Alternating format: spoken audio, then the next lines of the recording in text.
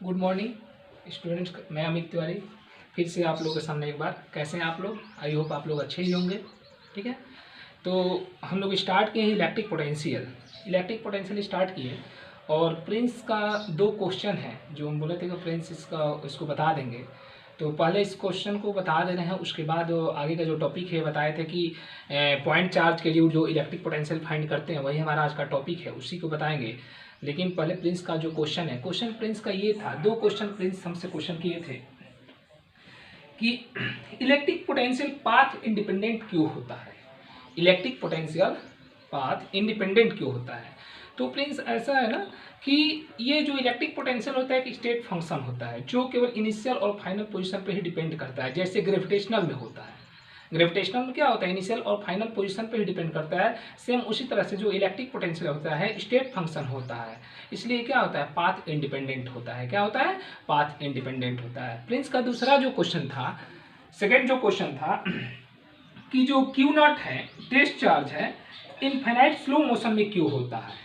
Test charge infinite slow motion में क्यों होता है? तो प्रिंस ऐसा है कि इसको हम लोग मानते हैं क्योंकि हम लोग जो टेस्ट चार्ज को इनफाइनाइट से लेकर आते हैं किसी पॉइंट तक, इनफाइनाइट से किसी पॉइंट तक आते हैं लेकर, जिसके कारण क्या होता है, रेडिएट एनर्जी क्या हो जाती है, डिसअपियर हो जाती है। रेडिएट एनर्जी क्या हो जाती है, डिसअपियर हो जाती है। और जो रिमेनिंग एनर्जी जो होती है वो बहुत कम हो जाती है, जिसकी वजह से हम लोग क्या करते हैं, टेस्ट चार्ज को इनफाइनाइट में स्लो मोशन मानते हैं। ठीक है ना, फिर से एक बार बता दे रहे हैं, जो टेस्ट चार्ज होता है इनफाइनाइट में स्लो मोशन हम लोग मानते हैं क्योंकि इसको हम लोग इनफाइनाइट से किसी पॉइंट तक लेकर आते हैं, और जब लेकर आते हैं तो इसमें जो रेडिएट एनर्जी होती है डिसअपियर हो जाती है और रिमेनिंग एनर्जी बहुत कम होती है, जिसके कारण हम लोग इसको क्या करते हैं, स्लो मोशन में मानते हैं। क्लियर है?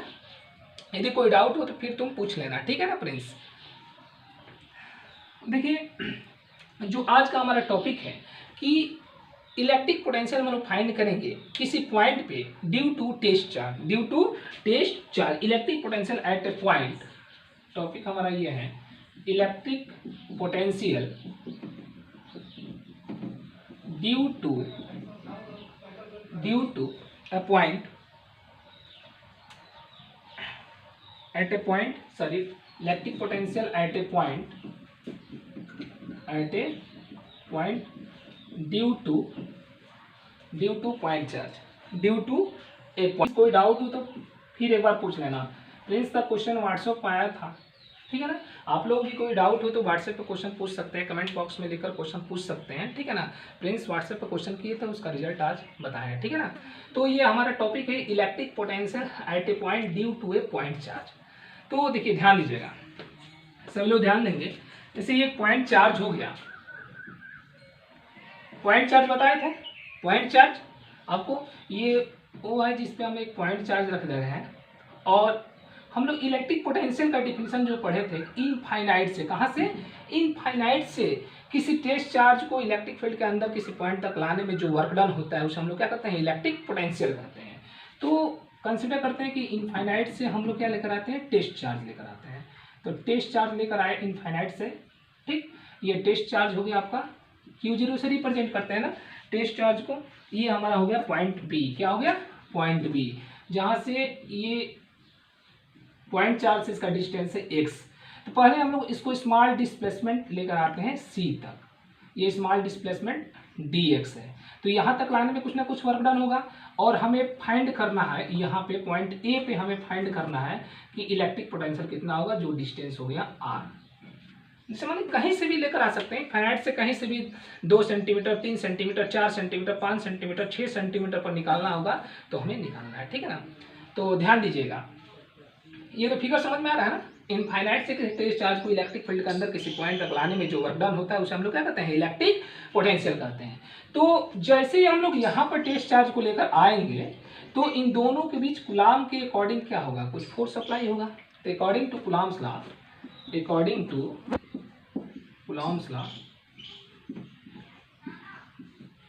फोर्स ऑफ अट्रैक्शन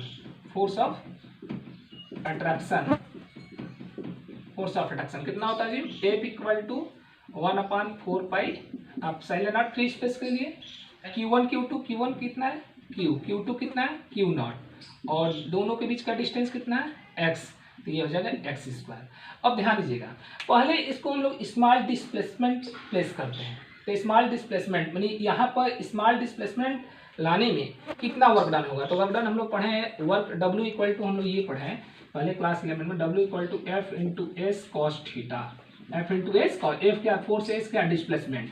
तो पहले वर्क डन निकालते हैं, तो स्मॉल डिस्प्लेसमेंट में क्या होगा, स्मॉल वर्क डन होगा। तो वर्क डन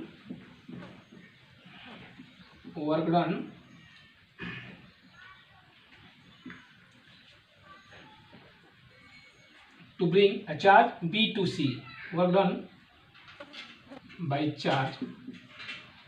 तो dW इक्वल टू F और डिस्प्लेसमेंट कितना है जी dx। ये बताइए कि ये पॉइंट चार्ज हो गया और टेस्ट चार्ज हमेशा पॉजिटिव होता है, तो इसको रिपेल करेगा ना, तो इसका जो फोर्स होगा, फोर्स का डायरेक्शन इधर होगा, हम लोग इधर लेकर आ रहे हैं, तो दोनों का डायरेक्शन के अपोजिट है, इसका मतलब 180 बनना है। तो cos 180 हो जाएगा, कितना हो जाएगा cos 180, और cos 180 की वैल्यू -1 होता है, तो dW इक्वल टू हो जाएगा -f/dx। क्लियर है ना।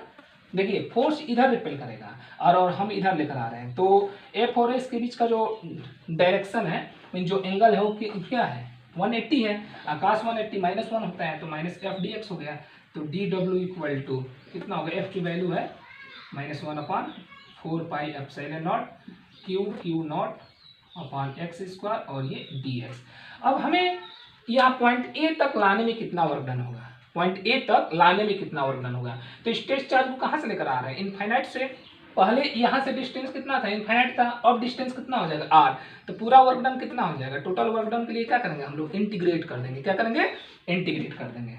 सो टोटल वर्क डन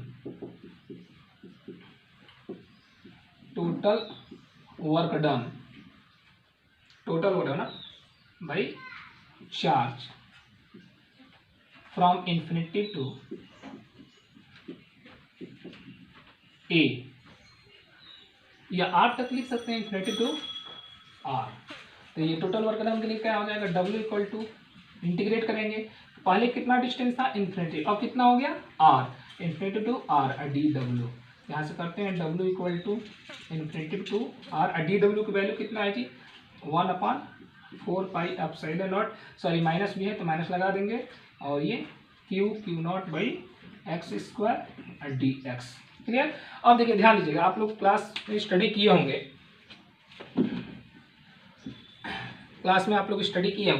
ये x के रिस्पेक्ट में है, तो x वाले फंक्शन को ही अंदर रखेंगे, बाकी को क्या करेंगे हम लोग बाहर कर लेंगे। अच्छा क्यों, देखिए मैथमेटिक्स के अकॉर्डिंग तो आपको बता देंगे x के टर्म में है तो अंदर रखेंगे, बट एक थियोरिकल मेथड बता रहे हैं आपको। देखिए इसमें चेंजिंग किस में हो रहा है, x में चेंज हो रहा है ना, Q0 या Q में तो चेंजिंग हो नहीं रहा है, ε0 में चेंजिंग हो नहीं रहा है, केवल x में यहाँ रहेगा तो डिस्टेंस कुछ और होगा, यहाँ रहेगा तो कुछ और होगा, यहाँ चेंजिंग किस में हो रहा है, केवल x में हो रहा है, इसलिए x वाले टर्म को अंदर रखेंगे, बाकी क्या होगा कॉन्स्टेंट कंसिडर होगा। ठीक है ना। तो ये थियोरिकल बता दिए, तो यहाँ से -1/4πε0 Q0 और ये infinity to R 1/x² dx। ठीक, इस x² को ऊपर लेकर जाएंगे तो ये कितना हो जाएगा आपका, यहाँ से हो जाएगा W इक्वल टू -1/4πε0 Q0 और ये infinity to R x⁻² dx। देखिए एक फार्मूला बताया था आपको कि x⁻n dx इक्वल टू ये होता है x⁻n + 1/n+1।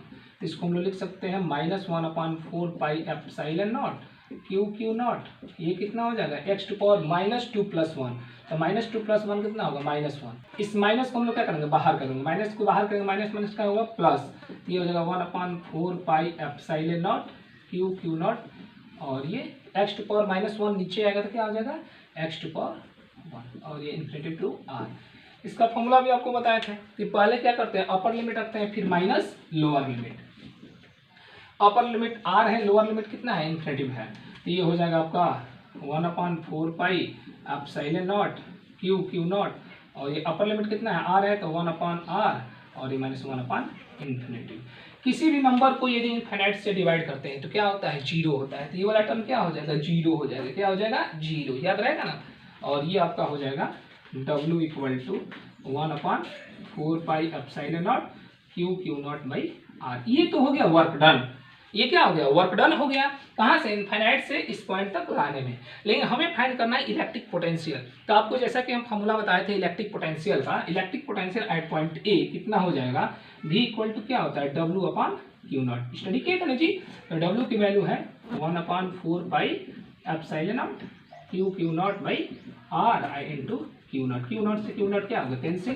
तो V इक्वल टू हो जाएगा 1/4 पाई एप्सिलॉन नॉट Q/R। जो फार्मूला हम लोग लास्ट वीडियो में लिखे भी थे ये हो गया, ठीक है ना। अब देखिए ध्यान दीजिए, इलेक्ट्रिक फील्ड इंटेंसिटी हम लोग फाइंड किए थे पॉइंट चार्ज के ड्यू, जो आया था हम लोग को E equal to 1/4 pi epsilon naught Q/R²। लेकिन इसमें क्या है, Q/R आ गया। ये एक स्केलर क्वांटिटी है, जबकि इलेक्ट्रिक फील्ड इंटेंसिटी एक वेक्टर क्वांटिटी। इसको आप लोग नोट कर लीजिए। और डेरिवेशन तभी आएगा जब 2 बार 3 बार 4 बार प्रैक्टिस करेंगे। 2 बार 3 बार वीडियो देखिए, 2-3 बार घर पे प्रैक्टिस कीजिए। यदि समझ में नहीं आ रहा है किसी पॉइंट में तो आप कमेंट बॉक्स में या व्हाट्सएप पे मैसेज कर सकते हैं, ठीक है ना। जो नेक्स्ट वीडियो में हम उस पर आपको लेक्चर देकर आपका कन्फ्यूजन क्या करें, दूर कर सके। तो प्रिंस का जो क्वेश्चन था वो भी बता दिए। नहीं प्रिंस और कोई डाउट हो तो तुम पूछ सकते हो, ठीक है ना। और इसको 2 बार 3 बार आप देखिए। अभी इलेक्ट्रिक फील्ड इंटेंसिटी और पोटेंशियल के बीच में ग्राफ बताएंगे जो बहुत ज़्यादा इंपॉर्टेंट है, ठीक है ना। तो आज इतना पहले आप लोग नोट कर लीजिए, आगे कल बताएंगे, ठीक है। बाय।